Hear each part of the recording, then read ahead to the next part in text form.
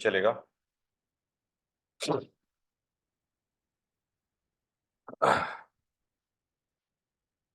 अभी वीडियो आ रहा है? Good morning sir. Good morning. Voice clear है? Yes sir. Yes sir. चलिए ठीक है। तो लास्ट क्लास में हमारा कहानी हो रही थी ना, पद्मावत की। Yes sir. देखिए, तो पद्मावत की कहानी में जो लास्ट कहानी हमने सुनाई थी आपको, वो समझ में आ गई होगी। एक खंड तो, और दूसरा खंड करेंगे। और उससे पहले मैं आपको थोड़ा सा ना फिर से रिवाइज करा देता हूं, तो आपको कनेक्ट करने में आसानी हो जाए। ठीक। और उसके बाद में हम लोग इससे संबंधित प्रश्न करेंगे। तो आप लोगों को पात्र पता है, सारे लोगों को? कोई दिक्कत तो नहीं है? अभी मैं आपसे पूछूं रत्न नो सेन की, सर। तो मैं आपसे पूछूं रत्न सेन कौन है, तो आप बता दोगे? रत्न सेन की पहली पत्नी का नाम क्या है? रत्न सेन की पहली पत्नी का नाम क्या है? नागमती। नागमती। नागमती। ठीक। तो और दूसरी शादी उसने किससे की है? पद्मावती से सर। पद्मावती। चलिए, कम से कम आपको इतना याद है, हमें इतना ही ध्यान रखना है अभी। तो मैं भी कहानी को थोड़ा सा आपको रिपीट कर देता हूँ, फिर उसके बाद हम लोग दूसरा खंड देखेंगे कहानी का, और आज हमारी कहानी समाप्त हो जाएगी। और फिर हम लोग कल कल की क्लास से फिर से हम लोग इससे संबंधित जो प्रश्न पूछे जाते हैं यूपीएससी में, और किस तरह के प्रश्न पूछे जाते हैं, वो प्रश्न हम लोग करेंगे। ठीक। तो आज की कहानी का सार यही है कि नागमती विरह हम देख रहे थे कि नागमती किस में है? बहुत ज्यादा विरह वेदना में है, बहुत ज्यादा वियोग में, दुख में है, क्योंकि उसके पति रत्न सेन ने श्रीलंका जाकर के शादी कर ली है पद्मावती से, और वहां से वो आए भी नहीं है। 1 साल से ज्यादा का हो गया है। उसके बाद में उनको विरह वेदना में उनके कुछ छंद लिखे हैं विरह वेदना में नागमती को लेकर के, तो अभी मैं कुछ छंद सुनाऊंगा, तो आपको इस बात का अंदाजा लग जाएगा कि नागमती कितने विरह वेदना में है, कितने दुख में है, कितनी परेशान है। तो जैसे मैंने बताया ना कि वो बहुत कमजोर हो गई है, शरीर में तोले भर मांस नहीं रहा है। एक छंद है जयसी का उसमें कि शरीर में खून नहीं है, तोले भर मांस बचा है। तोले भर मांस वाला जो छंद है वो आपको मैं सुना देता हूं उनका। और जायसी लिखते हैं, दहे कोला भय कंत सनेहा, दहे कोयला भय कंत सनेहा। शरीर नागमती का जल के कैसा हो गया है? कोयले जैसा। ठीक है। तोला मांस रहा न उदेहा। तोला, तोला तो आप समझते ना, एक तोला भी मांस शरीर में, देह देह मतलब शरीर में एक एक तोला मांस भी नहीं बचा हुआ है। ठीक। रकत न रहा। रकत, देखिए थोड़ा सा इस बात को ध्यान रखना पड़ेगा कि ये मध्यकाल की हम बात कर रहे हैं, और मध्यकाल में भाषा जो खड़ी बोली थी वो पूरी तरीके से आ नहीं पाई थी। तो उस समय भाषा, अब तो ऐसे सर बोलेंगे आपकी वॉइस नहीं आ रही उतनी समझ नहीं। आपके में नहीं आ रही होगी, आप एक बार चेक कर लो बाकी। क्लियर है सर, क्लियर है। ओके चलिए। तो रकत, रकत का मतलब क्या है? रक्त। तो वो लिखते हैं रकत न रहा बृहदन चारा, शरीर में रक्त नहीं रहा है, विरह वियोग में शरीर जला जा रहा है। ठीक है। और रति रति होए नैन ढहा, और नैनो मतलब क्या है कि रातें रातें निकल जाती हैं, लेकिन क्या है नैनो में क्या है? सिर्फ चिंता है, नींद नहीं आ रही है। इस तरीके के कई सारे छंद आएंगे जो लिखे हुए हैं नागमती के विरह को लेकर के। और जिस तरीके से जो नागमती विरह में है, वो विरह आपको सूरदास के यहाँ गोपियों का दिखाई देगा, और वही विरह किसमें और दिखाई देगा? वो विरह जब हम लोग तुलसीदास को पढ़ेंगे, तो वहां पे भी आपको वो वाला विरह आपको दिखाई देगा। आपने एक छंद सुना होगा कि जब सीता जी को रावण पकड़ के ले जाता है, कैद कर लेता है, तो फिर राम और लक्ष्मण वन में घूम रहे हैं सीता जी की खोज में, तो वह हर पक्षी से पूछते हैं, हे खग मृग, ये वाला सुना है आपने? हे खग मृग हे मधुकर श्रेणी, ठीक है, तुम देखे सीता मृग नैनी। ये जो विरह की बात जो चल रही है ना, जो दुख की बात चल रही है, वो दुख आपको तुलसीदास के यहाँ पे भी दिखाई देगा। ठीक है। जो राम के अंदर विरह दिखाई दे रहा है, सूरदास के यहाँ पे भी, सूरदास के यहाँ पे भी गोपियों का, जब हम लोग सूरदास को पढ़ेंगे तो सूरदास में क्या हुआ है कि कृष्ण अपने आराम से गोपियों के साथ रहते हैं और खूब गोपियां उनके साथ में रहती हैं, खूब अच्छी दोस्ती है उनकी। अचानक से एक दिन बुलावा आता है कि आपको युद्ध करने के लिए मथुरा जाना पड़ेगा। तो ये जिम्मेदारी है, कृष्ण की नैतिक जिम्मेदारी है। ठीक है, प्यार मोहब्बत अलग चीज है, प्रेम अलग चीज है, लेकिन जब देश की सेवा के लिए बात आए और जब नैतिक कार्य करने के लिए यदि आपकी जिम्मेदारियां आए तो आपको काम तो करना ही पड़ेगा। तो वो गोपियों को छोड़ करके मथुरा चले जाते हैं। और मथुरा जाने के बाद में हुआ ये कि उनको बहुत ज्यादा टाइम हो गया वहां पे, अब वापस नहीं आ पा रहे क्योंकि ऐसी समस्या फंस गई है। अब गोपियां इतनी परेशान है, इतनी परेशान है कि पूरे दिन उस रास्ते की तरफ देखती रहती हैं कि हो सकता है ये कृष्ण आ रहे हो सकता है ये कृष्ण हो। कोई भी व्यक्ति उनको किसी रथ पे आते हुए दिखाई देता है, उस तरीके के कपड़े पहने हुए, उस तरीके के जिस तरीके का उनका रंग है, तो उनको लगता है कृष्ण आ रहे हैं। और स्थिति इतनी ज्यादा विरह वेदना में है गोपियों की कि, और ये बात कृष्ण को भी पता है। कृष्ण ने अपन एक उद्धव है उसमें संदेशक, तो कृष्ण ने उद्धव को बोला कि मैं तो यहां फंसा हुआ हूं, गोपियां मेरी बेचारी परेशान है, तो कम से कम एक जाके लेटर ही दे के आ जाओ, एक संदेश ही दे के आ जाओ, जिससे क्या है गोपियां शांत, थोड़ी सी शांति आएगी उनके अंदर, थोड़ा सा उनका दुख कम होगा। उद्धव जैसे ही लेटर लिख के गया तो उसमें एक छंद आता है वहां पे कि सारी गोपियां एकदम टूट पड़ी उस उद्धव पे, उस पत्र को पढ़ने के लिए। और इतने उस पत्र को अपने सीने से लगा करके इतना रोई कि उसकी स्याही मिट गई और बेचारी पढ़ भी नहीं पाई। अच्छा, ये थोड़ा सा मुझे समझ में नहीं आया, पहले पढ़ लेती क्या दिक्कत थी, अब वो इतना रोने के बाद में वो यही नहीं पता कि कृष्ण ने लिख के क्या भेजा है। मेरे कहने का मतलब है कि जो विरह वेदना है, यहाँ दुख का जो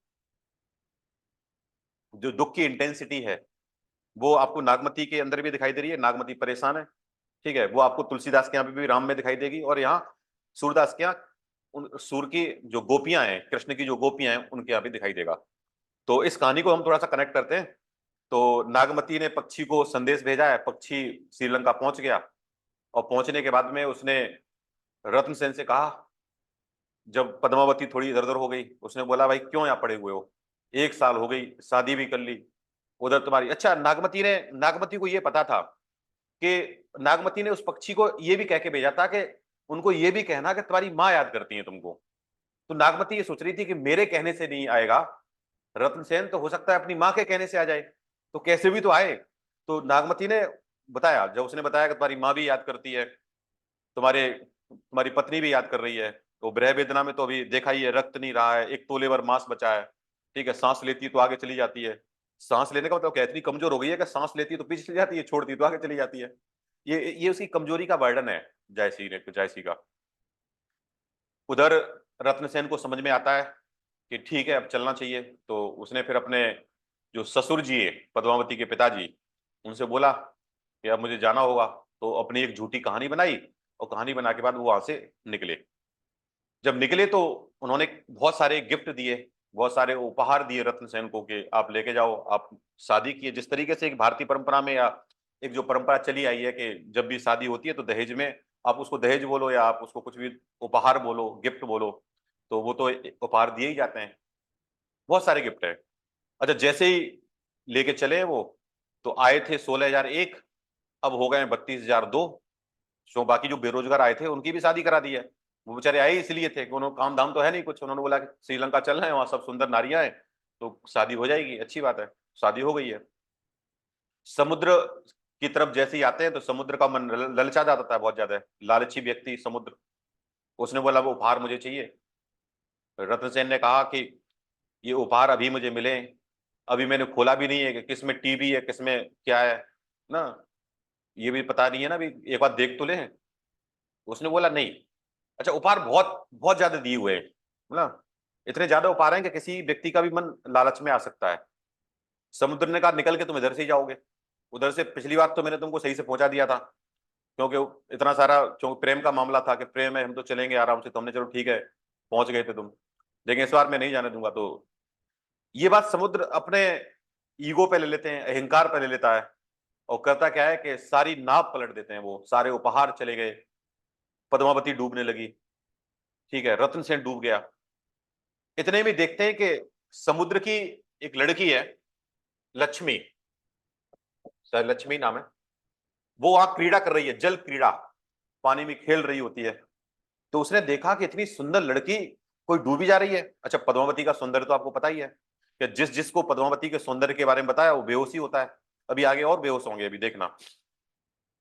तो लक्ष्मी ने देखा कि पापा ने ये क्या कर दिया।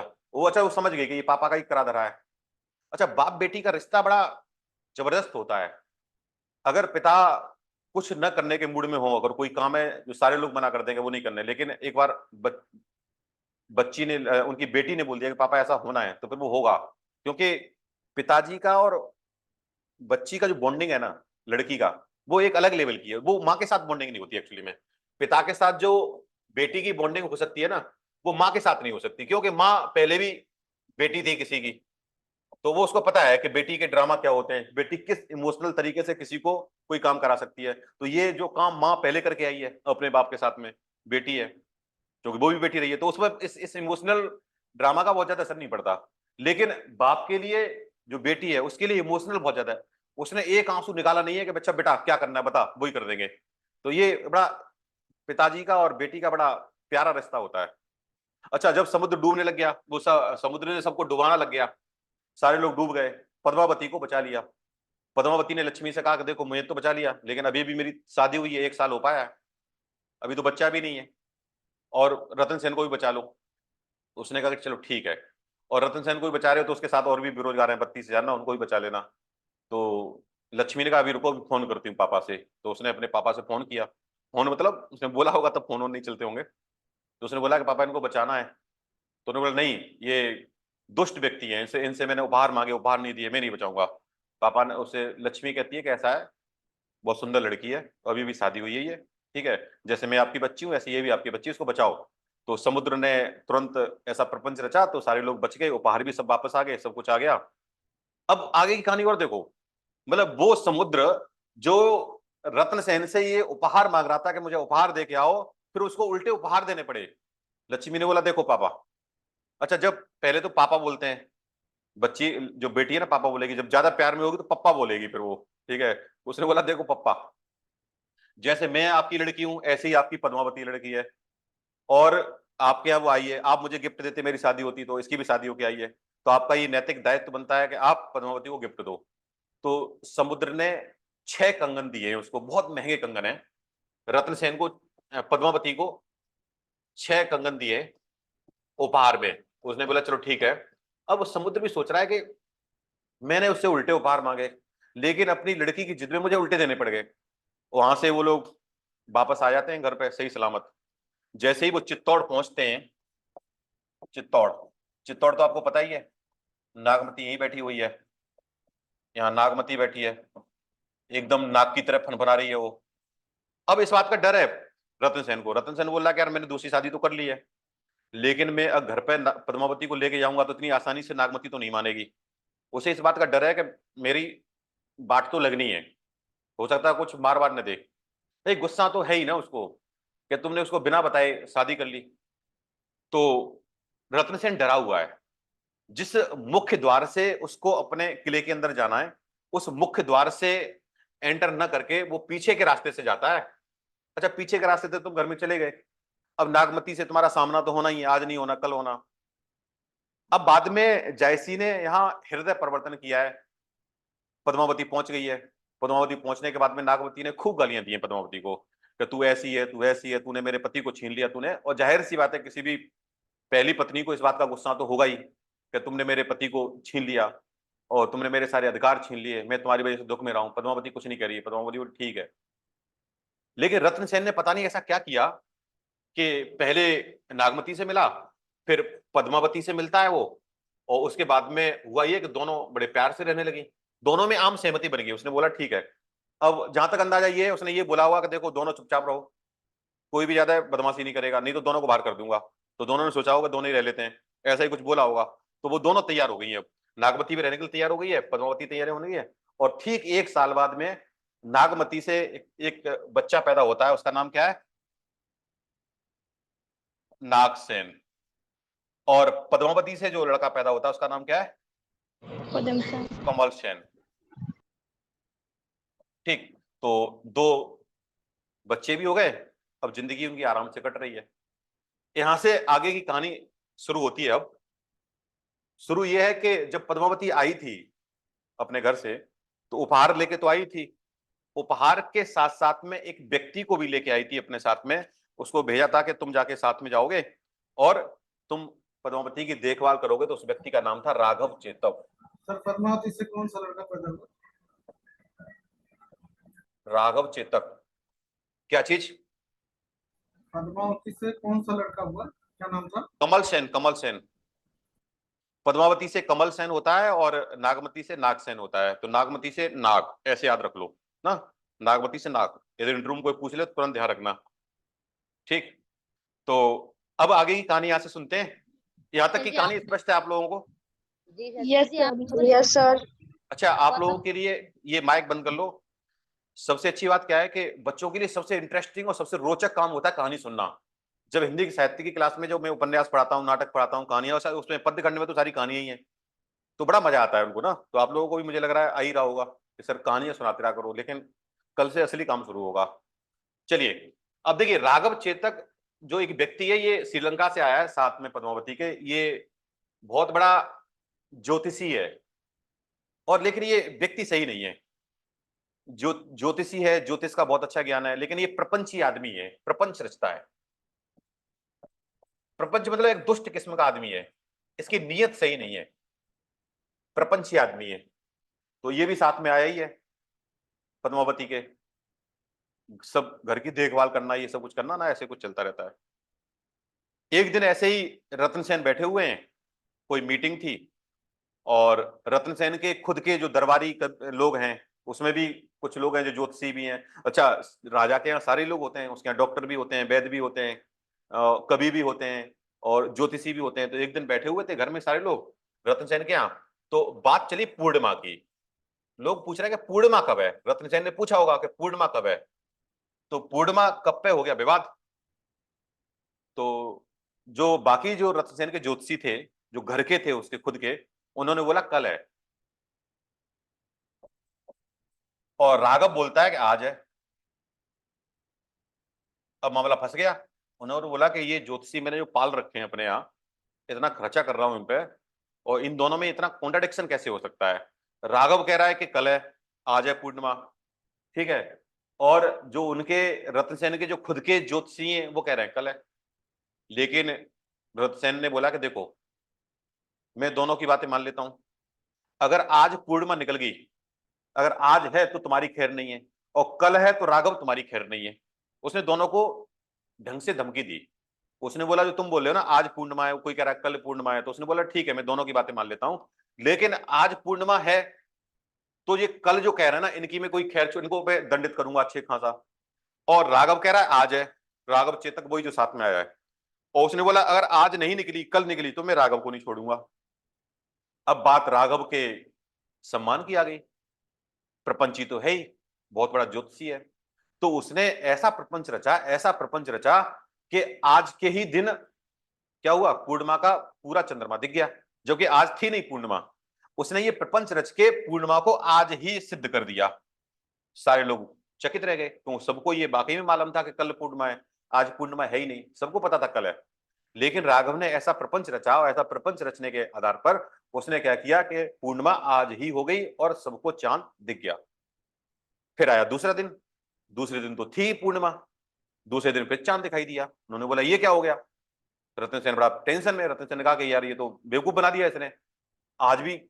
फिर बाद में उसको राघव को बुलाया गया, तो राघव को रतन सेन ने काफी मतलब डराया, उसको बोला कि मैं तुम्हें दंड कर दूंगा, तुम्हें यहाँ से छोड़ के चले जाओ, क्योंकि तुमने इस तरीके से प्रपंच रचा, ये हमारे लिए ठीक नहीं। मतलब जो कोई व्यक्ति सही नहीं है, उसकी मानसिकता सही नहीं है, वो नैतिक व्यक्ति नहीं है, तो मैं क्यों रखूं।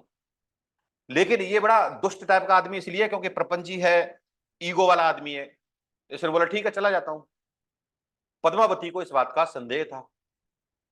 पद्मावती ने सोचा कि ये व्यक्ति बहुत दुष्ट है, और अगर यहां से ये छोड़ के जाएगा तो ये ऐसे तो नहीं जाने वाला, ये कुछ न कुछ तो हमारे खिलाफ में साजिश रचेगा। तो पद्मावती ने ये सोचा कि जो मुझे समुद्र ने 6 जो चूड़ियां दी थी बहुत महंगी, जो 6 कंगन दिए थे, उस 6 कंगन में से एक कंगन राघव को दे देती है। वो इसलिए वो देती है कि कम से कम इस देने से इसको ये तो नहीं लगेगा कि ये शांत रहेगा। इसने बोला भी देखो मैं तुमको एक कंगन दे रही हूं और प्लस हम प्लीज हमारे लिए ना कुछ गलत मत करना। राघव राघव ठहरा, उसने कंगन भी ले लिया। कंगन लेने के बाद में उसको समझ में आ गया कि दिल्ली में एक राजा है जिसका नाम है खिलजी। पूरा नाम क्या था इनका? अलाउद्दीन खिलजी। अच्छा, आप लोगों ने मूवी देखी है पद्मावती, जो मूवी आई है? Yes sir. पद्मावती मूवी में जो मैंने कल तक की कहानी सुनाई थी आपको, अभी तक की जो कहानी सुनाई है वो 2 से 3 मिनट में खत्म हो गई है, ठीक है। वहां कहानी शुरू होती है। अब जो पूरी मूवी है, जो पद्मावती की, पद्मावती जो मूवी है उसमें जो मैंने आपको पहली जो कहानी सुनाई थी पहले पार्ट में, जो 1 घंटे की कहानी है, वो कहानी पूरी मूवी में 3 से 4 मिनट में खत्म कर दी है। लेकिन उसमें जो बाद की कहानी है वो कहानी अब शुरू होती है यहां से, अलाउद्दीन खिलजी वाली।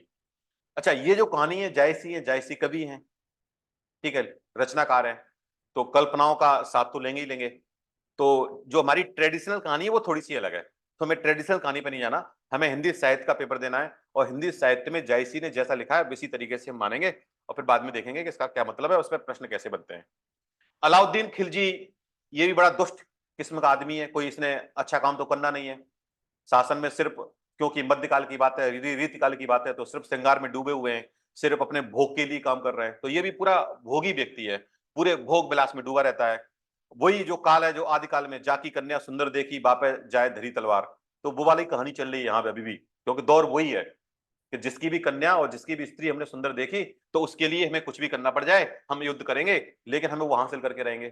तो इनको ना तो बहुत जनता से मतलब है, ना ही अपने राज्य से कोई ज्यादा मतलब है, इनको मतलब है खुद से, कि हमें अपने शौक और सानत के लिए, हमें अपनी अय्यासी के लिए, हमें अपने श्रृंगार भोग के लिए जो करना है वो करेंगे।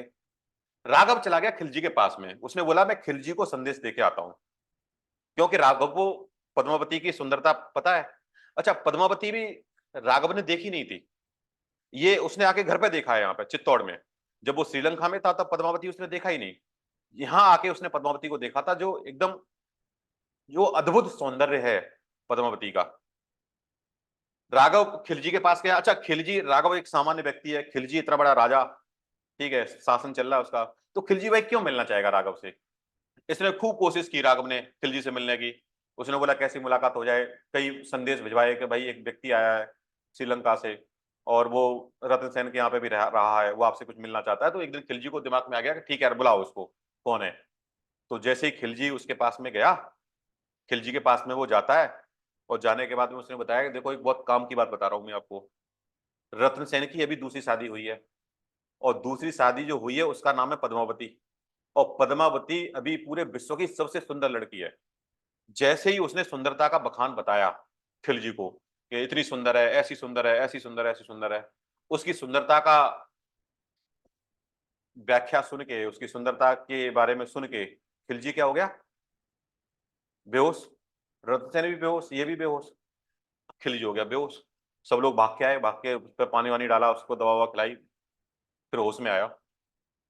होश में आने के बाद में एक उसका सैनिक था खिलजी का, उसका नाम था सरजा। उसने सरजा को बुलाया, उसने बोला जाओ चित्तौड़। अच्छा, ये दिल्ली है, ध्यान रखो, ये दिल्ली है और ये आपका यहाँ पर ये क्या है, ये चित्तौड़ है। नक्शा तो भारत का पता ही होगा ना। Yes sir. यहाँ खिलजी बैठा हुआ है और यहाँ कौन है? रत्नसेन और पद्मावती।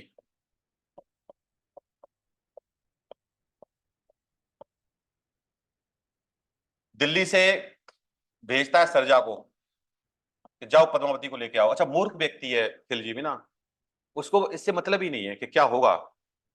सरजा आया और सरजा ने बोला कि साहब ने ऑर्डर किया है पद्मावती को भेज दो।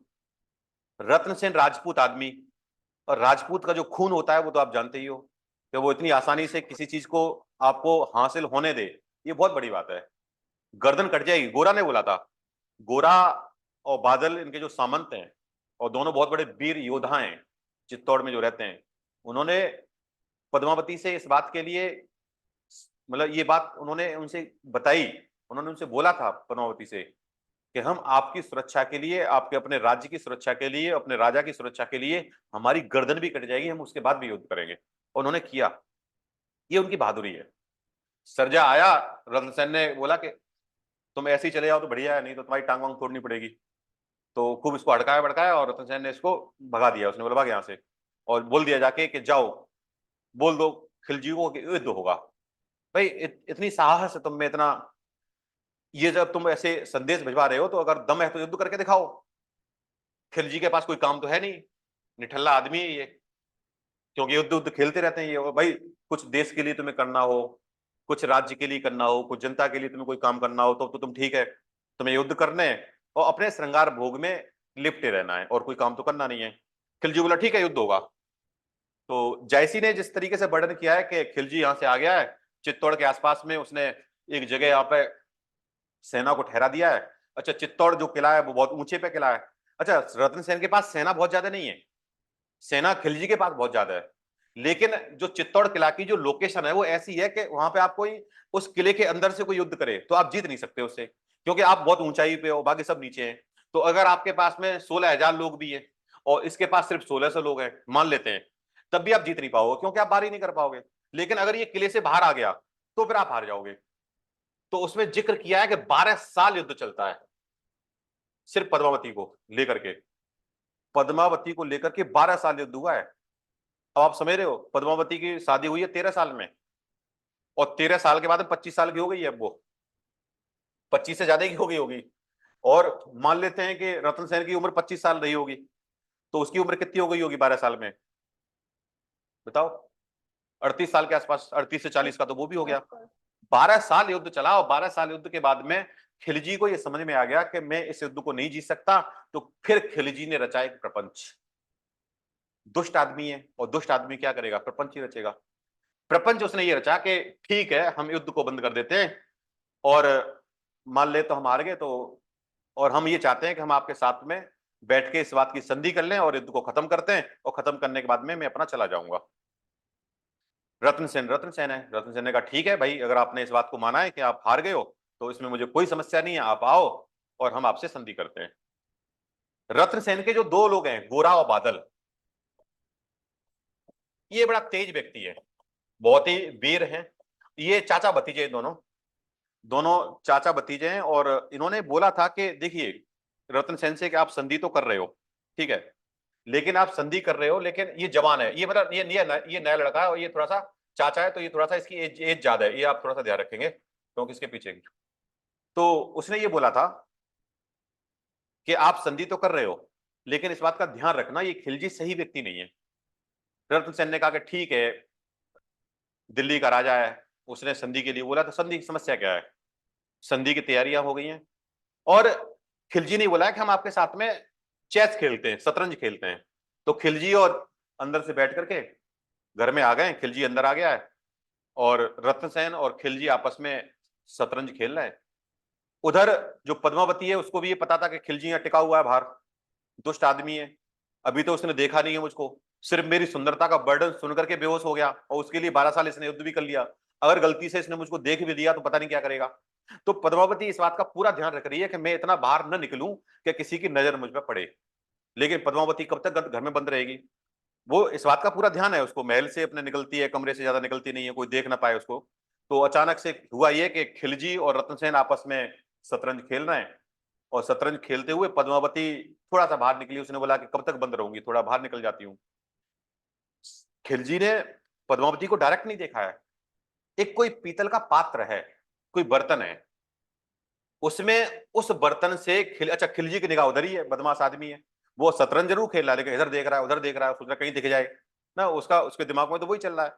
और रतन सेन सोच रहा है कि संधि करने के लिए आया, कोई दिक्कत नहीं है, तो उसकी निगाहें उधर उधर है। तो उस पात्र में पद्मावती को देख लेता है, और पद्मावती को देखने के बाद में फिर उसके दिमाग में प्रपंच करने का मन करता है कि अब तो मैं नहीं मानूंगा, 12 साल हो गए लेकिन अब मैं पद्मावती को हासिल करके मानूंगा, इतनी सुंदर नारी, इतनी सुंदर लड़की। उसने रतनसेन से बोला ठीक है हमने युद्ध बंद कर दिया है, अब आप एक काम कीजिए, आप हमें अपने मुख्य द्वार तक तो बाहर छोड़ ही दो, इतना विदा तो कर ही दो। रतनसेन, यहां मुझे ऐसा लगता है कि ऐसा रतनसेन ने क्यों किया, जब पता था कि इतना प्रपंची आदमी है, इतना दुष्ट आदमी है, तो भाई जरूरी था उसको छोड़ने जाना गेट तक। गोरा बादल ये कह रहे हैं कि राजा जी ये गलती मत कर देना, ये बहुत हरामखोर आदमी है।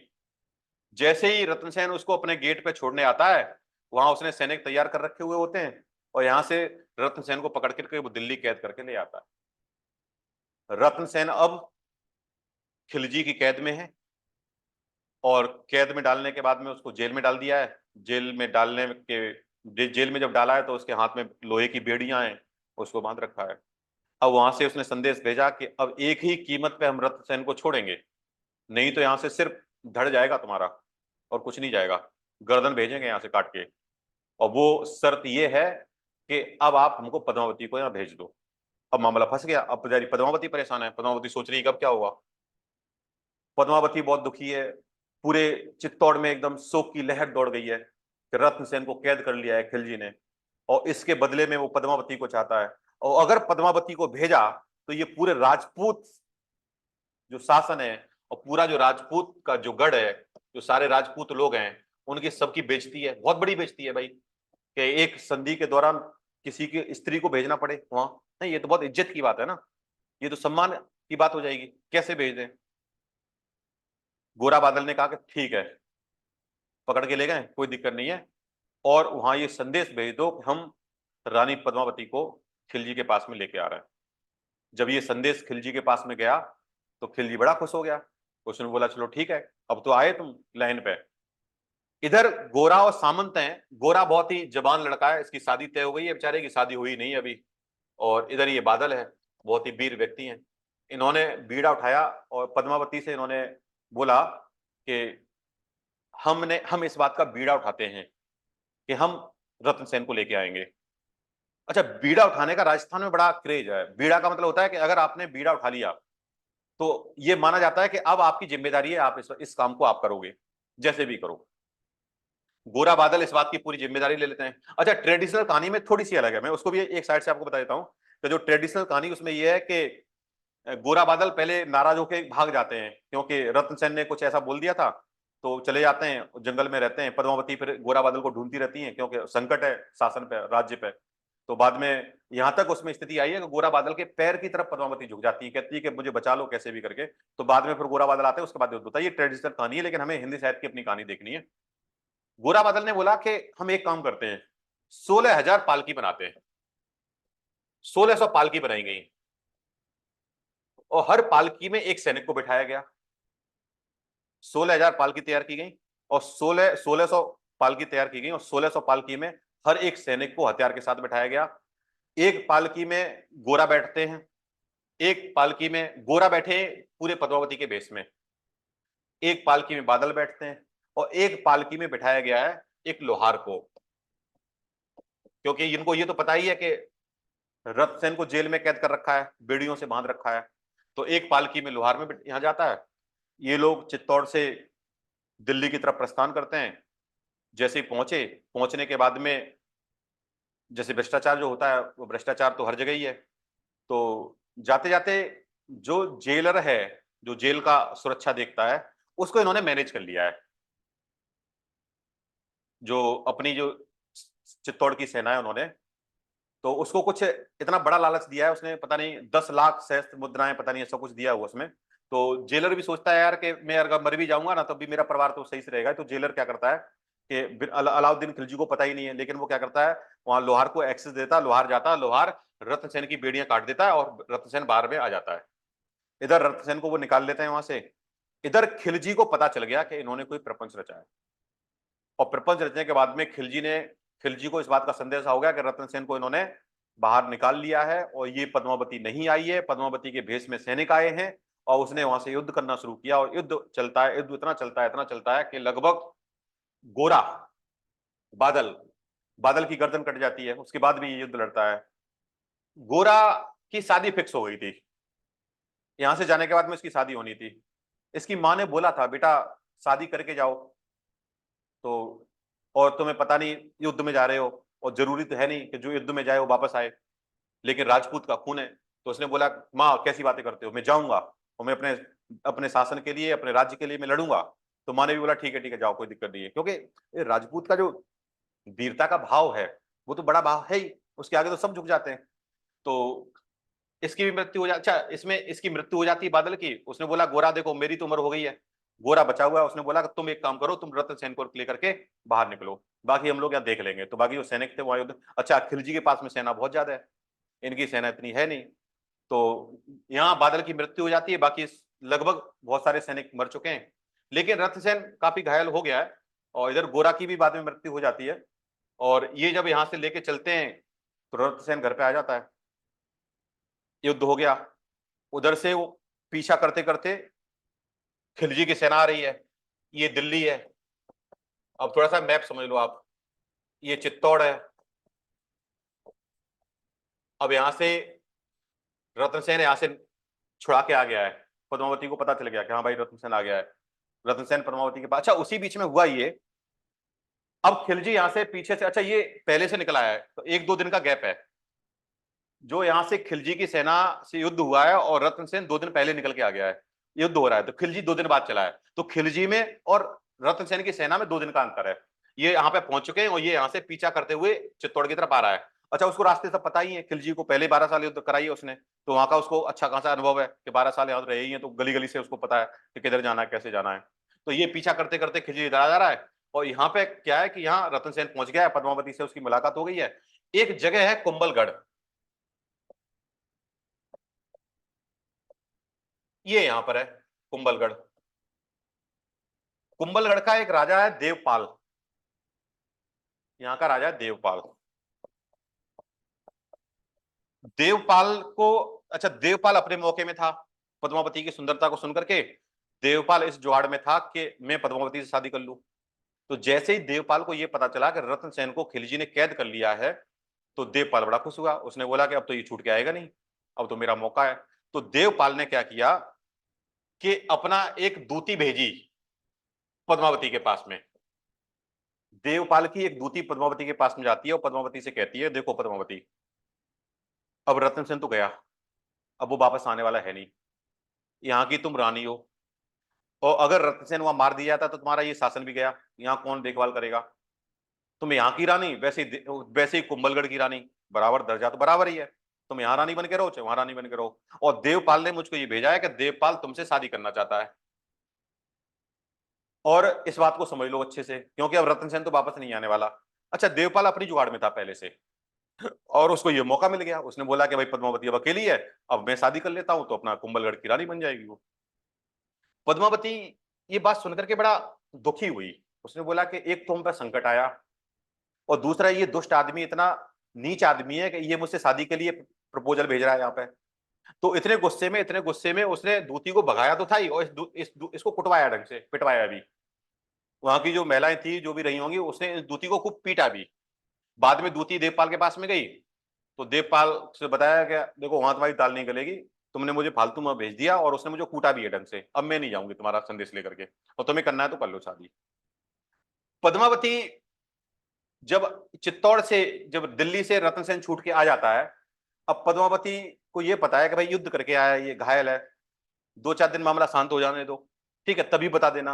अब उसके अंदर पेट में वाल हो रहा है पद्मावती के कि कैसे बताऊं कैसे बताऊं। वो आके वो पद्मावती से मिल ही पाया है, तब तक पद्मावती, अच्छा यहाँ पे थोड़ा सा युद्ध टाला जा सकता था। देखिए कभी कभी क्या होता है ना, जैसे बोलते हैं समाज में कि कुछ चीजें हमें पेट में रखनी चाहिए, कभी कभी बहुत सारी चीजें ऐसी होती है ना जो त्वरित एक्शन लेने पर बहुत बहुत बड़ा नुकसान हो जाता है। पद्मावती बोली कि देखो आप तो चले, आपको तो पकड़ ले गया खिलजी, और देवपाल नाम का एक राजा है कुंभलगढ़ का, और उसने मेरे लिए ये संदेश भेजा था कि मुझसे शादी कर लो, इतना दुष्ट आदमी है, उसको भी तुम देख लो। रत्नसेन ने कहा ठीक है, पानी वानी बाद में पिया। उसने पानी बेचारा ना तो पानी पी पाया ना चाय पी पाई, उसने उसको पानी चाय वाय पिला देती कि भाई ठीक है बैठो थोड़ी देर में। उसने बोला कि पहले उससे हिसाब बराबर करके आता हूं मैं, खून तो खोल ही रहा है भाई, खिलजी से निकल के आया है। अब ये निकल गया इधर रत्नसेन, उसने बोला चलो ठीक है तैयार हो जाओ, अपने जवानों से कहा तैयार हो जाओ। तो जवान कह रहे हैं हम पहले से तैयार हैं, अभी तो आए हैं हम दिल्ली से, ठीक है अब तैयार क्या हो जाओ, हमें तो चलना है, बताओ किधर चलना है। तैयार होने के लिए तो भाई भाला लेना है, बंदूक लेनी, ये लेना है, वो तुम्हारे पास है ही। तो उसने बोला तैयार होने की बात क्या है, हम तो अभी अभी दिल्ली से लड़के ही आए हैं, ताजा ताजा, आप भाई कुंभलगढ़ की तरफ चलते हैं, आप जिधर बोले उधर चल देंगे। कुंभलगढ़ पहुंच गया रत्नसेन, और कुंभलगढ़ पहुंचने के बाद में वहां के राजा को इसने मार दिया। युद्ध हुआ, युद्ध में उस राजा को मार दिया, लेकिन रत्नसेन बुरी तरीके से घायल हो गया है। अब कहानी क्या हुई है थोड़ा सा इसको समझ लेते हैं। यहां से आप, मैं थोड़ा सा मैप आपको बना दूं तो आपको समझ में आ जाएगा कि ये है कुंभलगढ़, ये है कुंभलगढ़, ये राजस्थान में है, बीच में यहां पड़ता है चित्तौड़, और ये है दिल्ली। दिल्ली की सेना इधर आ रही है चित्तौड़, और ये चित्तौड़ से पहुंच गया है कहां, कुंभलगढ़ में रत्नसेन। रत्नसेन अभी यहां पर है, और ये सेना पहुंच चुकी है यहां पर। अब यहां से इसने देवपाल को मार दिया, अब ये वापस जा रहा है, लेकिन घायल हो गया है। भाई जयसी है ना, नायक को ऐसे कैसे मार सकते हैं। अच्छा, इसमें कॉन्सेप्ट भी आता है हेमरसिया का, हेमरसिया हम बाद में पढ़ेंगे।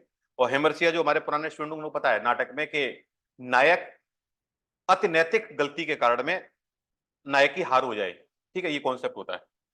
अब ये क्या हुआ कि यहां से आते आते रास्ते में इतना घायल हो गया है, और वहां से भी पूरा संदेश आ गया है कि भाई रत्नसेन पूरा कुंभलगढ़ के राजा को मार चुके हैं और आ रहे हैं वापस। लेकिन ये किसी को नहीं पता है कि इतना ज्यादा घायल है कि उसकी डेथ हो सकती है। इधर ये खिलजी यहां पहुंच जाता है, और रत्नसेन की यहां हो जाती मृत्यु। जैसे ही रत्नसेन की मृत्यु हुई, पूरे चित्तौड़ में शोक की लहर दौड़ गई। पद्मावती परेशान, नागमती परेशान। इधर खिलजी को पता चल गया कि रत्नसेन की मृत्यु हो गई है।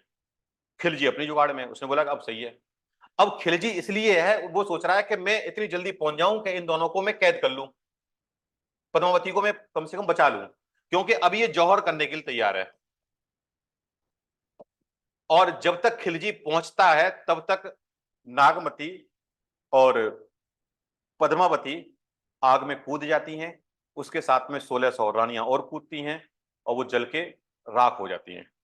तो क्योंकि पद्मावती को यह पता था कि रत्नसेन अब रहा नहीं है, और ये दुष्ट आदमी आ गया, तो यहां इसके हाथों मुझे नहीं जाना, इससे बढ़िया है मैं अपने पति के शोक में मर जाती हूँ, और नहीं मरी अगर मैं कैसे भी करके, तो ये खिलजी मुझको मार डालेगा, क्योंकि इसकी नीयत सही है, सही नहीं है। तो वो दोनों जौहर कर लेती है, सती हो जाती हैं, और राख में जल जाती हैं। जैसे खिलजी आता है, खिलजी देखता है कि जब खिलजी पहुंचा वहां पे, तो खिलजी देखता है कि पद्मावती जल के मर चुकी है, और मरने के बाद में उसकी एक मुट्ठी राख उठाता है वहां से। तो राख उठाने के बाद में वो ऐसे ही, जैसे एक परंपरा होती है मुस्लिम में कि राख जहाँ पे आपकी समाधि लगती है वहां पे राख ऐसी डाली जाती है, ऐसा कुछ होता है। तो यहाँ से ये हमारी कहानी यहाँ हो जाती है खत्म। तो पद्मावती मर चुकी है, रत्नसेन मर चुका है, नागमती भी मर गई, गोरा बादल भी मर गए, 1600 लोग भी मर गए, और बाद में अपना खिलजी यहां से वापस चला जाता है। ये कहानी है पूरी हमारी किसकी, पद्मावत की, जो जयसी ने लिखा है, और ये हमारे हिंदी साहित्य के सिलेबस में है। ये कहानी सुन के आपको कैसा लगा, पहले तो आप मुझे ये बताइए, फिर मैं आपसे कुछ पूछूं। कहानी कैसी लगी आपको, बताइए। कहानी तो अच्छी चीज है। कहानी समझ में आई? जी, समझ Yes, में आई। sir. चलिए, अच्छी थी अब सर कहानी। देखिए, अब हुआ यह है कि लास्ट में जाकर के सबका हो गया दिमाग खराब, क्योंकि जायसी जायसी है, जायसी ने कहानी तो सुना दी, और सबको अच्छी लग रही थी कि भाई ये तो बहुत अच्छी कहानी है। अब बाद में जब जायसी ने बोला देखो ये कहानी तो आपने सुन ली, अच्छी बात है, लेकिन मामला यहां तक नहीं है। मामला ये है कि जो इसमें तोता है, तोता का नाम क्या था, Hiraman. हीरामन। बोला इसमें तोता तोता नहीं है, तोता इसमें गुरु का प्रतीक है। तोता क्या है, गुरु का प्रतीक है। इसने बोला इसमें नागमती है, कई करेक्टर में। इसमें बोला कि नागमती नागमती नहीं है, नागमती किसका प्रतीक है, नागमती इसमें दुनियादारी का प्रतीक है, दुनियादारी। उसने बोला पद्मावती किसका प्रतीक है, ये सब बता के गए हैं जायसी। अब हमें इसी सेंस में आगे आंसर लिखने हैं, क्योंकि इस सेंस में आंसर लिखेंगे तभी हमें इतिहास पढ़ना। हम साहित्य में इतिहास क्यों पढ़ें ना, इतिहास तो इतिहास में पढ़ ही रहे हैं, तो साहित्य में हम क्यों पढ़ेंगे। तो इसका कुछ तो मतलब रहा। यहाँ पद्मावती को बताया बुद्धि का प्रतीक, ये बुद्धि का प्रतीक है।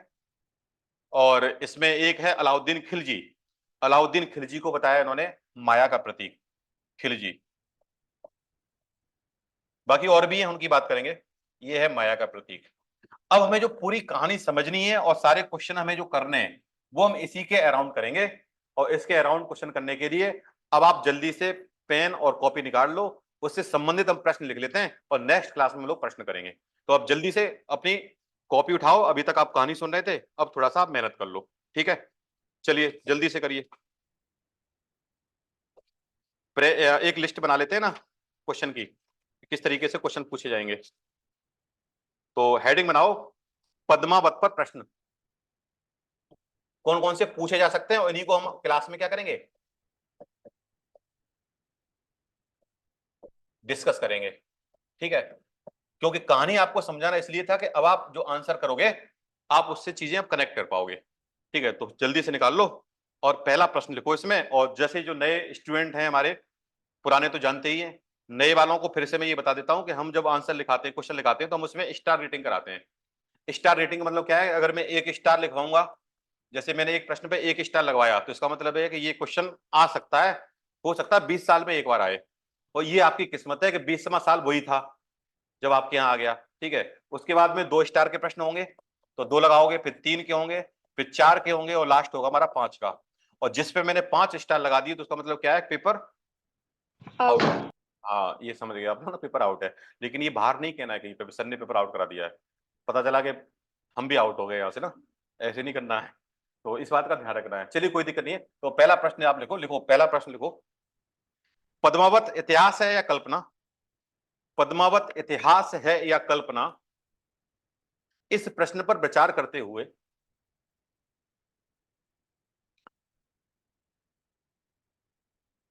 जिन लोगों ने पहला भाग नहीं सुना है, वो आपके एप्लीकेशन पे है पद्मावत का भाग 1, वो कहानी आपको सुननी है, प्लस ये दो, आप दोनों भाग की कहानी सुन लोगे तो आपको लगभग प्रश्न आप हैंडल कर पाओगे। ठीक है, तो जिन लोगों ने रिपीट कर देना। कीजिए एक बार।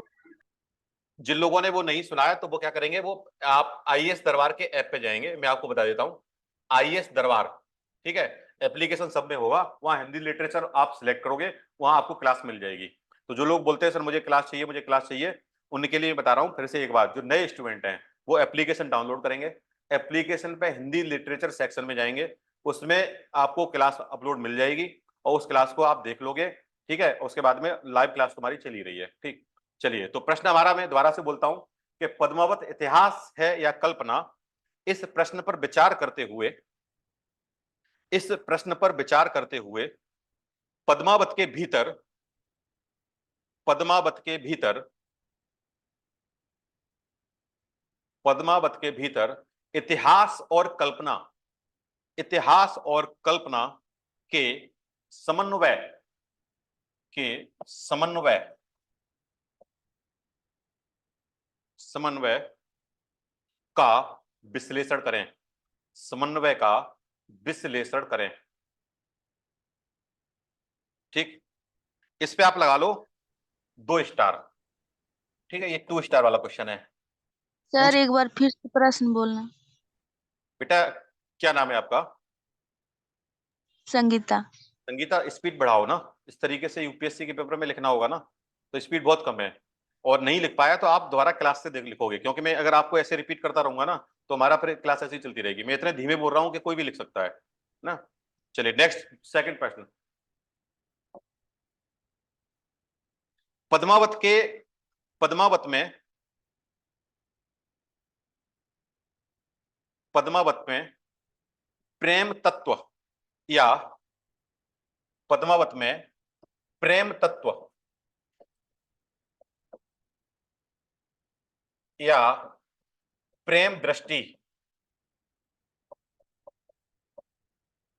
पद्मावत में प्रेम तत्व या प्रेम दृष्टि को स्पष्ट करें, स्पष्ट करें, स्पष्ट करें। क्या यह कहना उचित होगा, क्या यह कहना उचित होगा, क्या यह कहना उचित होगा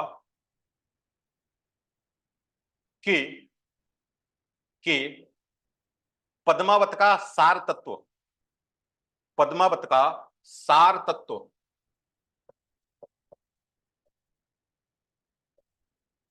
पद्मावत का सार तत्व प्रेम ही है, प्रेम ही है। इस पे आप लगा लो, सेकंड वाला प्रश्न है, इस पे लगाओ 3.5 स्टार, 3.5 ऐसे लिख लेना। अच्छा, जिनको दिक्कत हो रही है स्टार बनाने में तो 1 स्टार बना लो और आधा चांद बना लो, तो ये हो जाएगा 3.5। तो जैसा मन करे वैसे बना लो आप।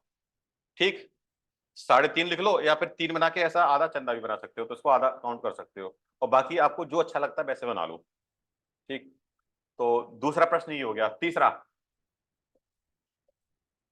तीसरा प्रश्न लिखो, ये बहुत ही महत्वपूर्ण प्रश्न है। ठीक है, इसको बड़े ढंग से लिखना है, और ये मैक्सिमम टाइम पूछा जाता है। लिखिए, नागमती का विरह वर्णन, नागमती का विरह वर्णन, जो आपको न समझ में आए मुझे आप बता देना, गलत मत लिखना। नागमती का विरह वर्णन, नागमती का विरह वर्णन हिंदी साहित्य में एक, हिंदी साहित्य में एक अद्वितीय वस्तु है। हिंदी साहित्य में एक अद्वितीय, अद्वितीय लिख दीजिए सर। अद्वितीय,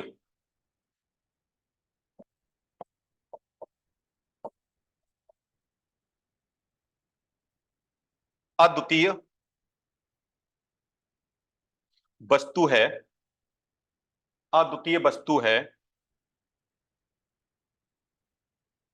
कौमा, आचार्य शुक्ल,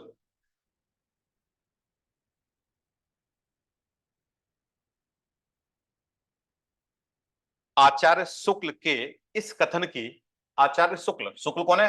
रामचंद्र शुक्ल, रामचंद्र। आचार्य शुक्ल के इस कथन की व्याख्या करें। आचार्य शुक्ल के इस कथन की व्याख्या करें।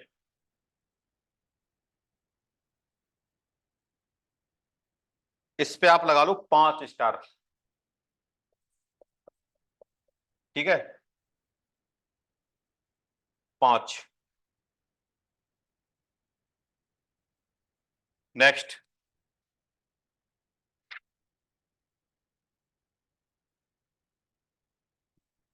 प्रेम काव्य के रूप में, जो भी आपका नंबर है ना उसको लिख लो। प्रेम काव्य के रूप में पद्मावत का मूल्यांकन करें। प्रेम काव्य के रूप में पद्मावत का मूल्यांकन करें। प्रेम काव्य के रूप में पद्मावत का मूल्यांकन करें। 3 स्टार लगा लो उस पर। ठीक, प्रेम काव्य के रूप में पद्मावत का मूल्यांकन करें, 3 स्टार।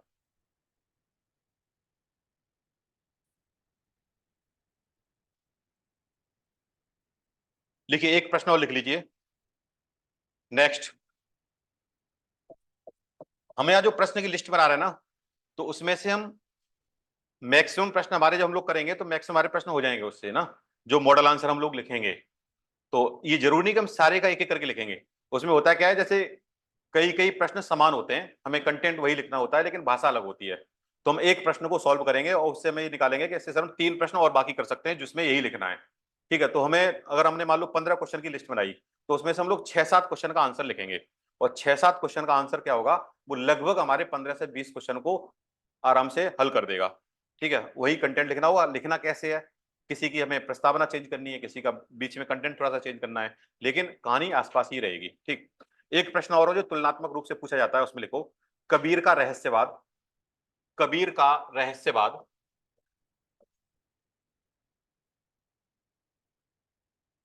कबीर का रहस्यवाद जितना शुष्क है, कबीर का रहस्यवाद जितना शुष्क है,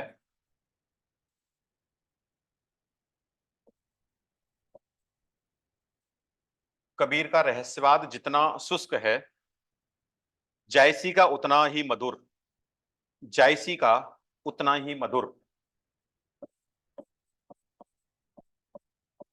जायसी का उतना ही मधुर,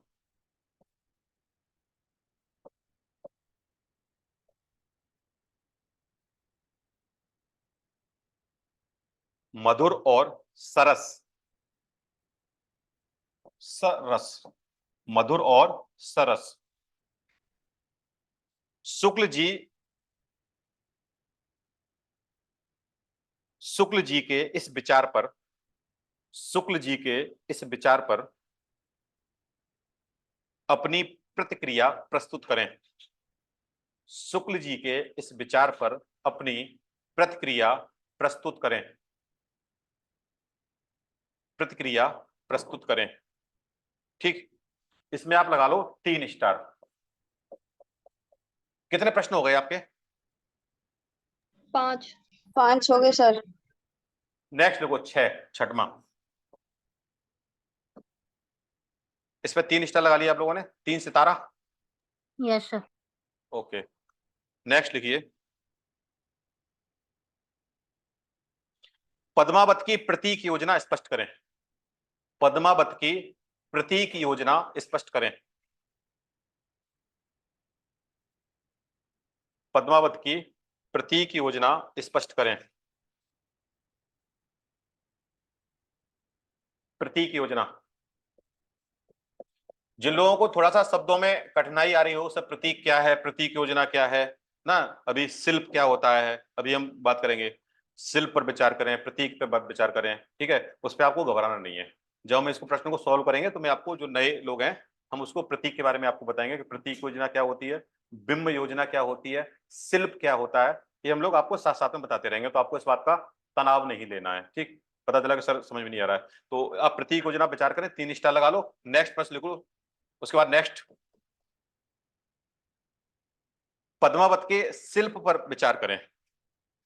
पद्मावत के शिल्प,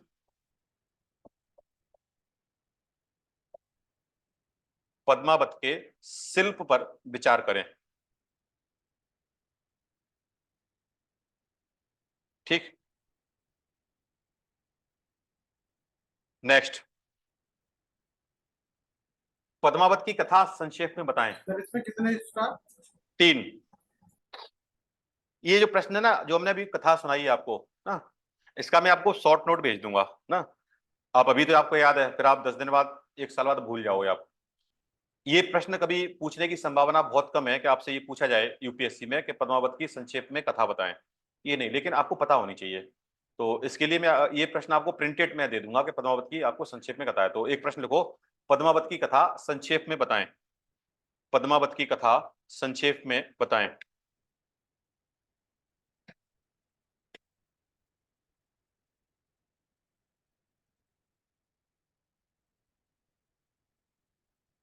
इस पे आप लगाओ 2 स्टार। इस पे आप लगाओ 2 स्टार। सर इससे पहले वाले पे कितने बताए थे? 3। अच्छा, आप लोगों को स्टार क्या बड़ा चिंता रहती है कि सर ये गड़बड़ ना हो जाए ना। Yes sir. हाँ, नेक्स्ट लिख लो, नेक्स्ट प्रश्न, पद्मावत के लोक तत्व।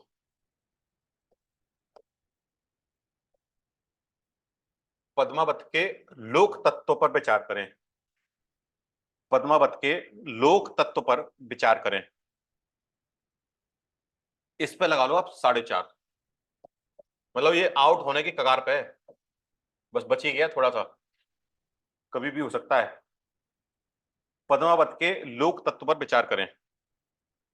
ठीक, चलिए इतने ये प्रश्न हमें लिस्ट में बनाइए, और बाकी कुछ नए प्रश्न होंगे हम उसको आंसर के साथ में करेंगे। जो कुछ टॉपिक होंगे जिन्हें हमें समझाना पड़ेगा, जैसे अभी हम जायसी का रहस्यवाद, इस पर हमें अलग से एक क्लास लेनी है। जायसी का प्रेम लोक तत्व पे हम विचार बात करेंगे।